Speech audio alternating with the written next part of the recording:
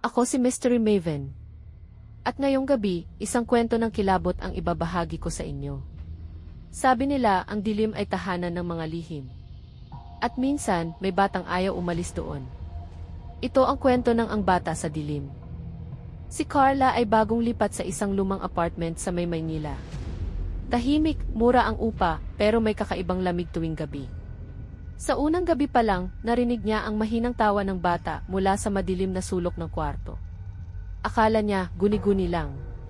Pero habang tumatagal, palapit ng palapit ang tawang iyon. Kinabukasan, tinanong niya ang landlord. Manong, may nakatira bang bata sa kabilang unit? Umiling ito. Wala na. Simula nang may batang nawala dito, hindi na pinaupahan yung kwarto. Natahimik si Carla. Pero pag uwi niya, may nakita siyang maliit na bakas ng kamay sa salamin. Basa pa. Kinagabihan, sinubukan niyang i-record ang nangyayari gamit ang cellphone niya. Habang tulog siya, narinig sa video ang mahinang boses, "Pwede ba akong makitabi?"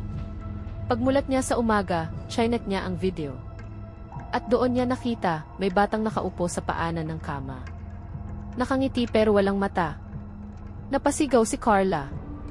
Agad niyang niligpit ang gamit at nagpa siya ng lumipat. Pero habang nag-aayos siya ng kahon, may kumalabit sa likod niya. Babalik ka, diba? Paglingon niya, wala namang tao. Ngunit sa salamin, may batang nakatayo sa likod niya, kumakaway. Sabi nila, may mga batang hindi lumalabas sa dilim. Dahil sa dilim, doon sila buhay. Ako si Mystery Maven at lagi kong paalala. Ang bawat misteryo may boses. Makinig ka lang.